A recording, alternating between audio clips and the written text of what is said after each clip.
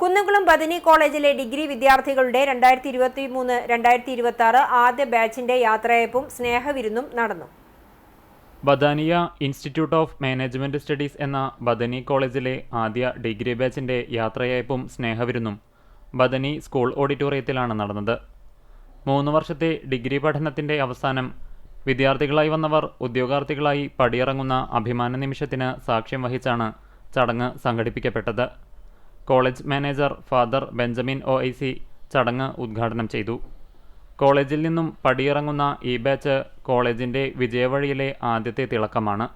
അവരുടെ വിജയം ബദനി കുടുംബത്തിൻ്റെ വിജയമാണെന്നും മാനേജർ പറഞ്ഞു. College principal doctor CL Joshi അധ്യക്ഷനായി.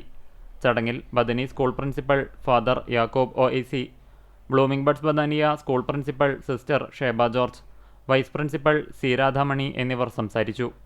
വിദ്യാർത്ഥികളും അധ്യാപകരും അനധ്യാപകരും ചടങ്ങിൽ പങ്കെടുത്തു.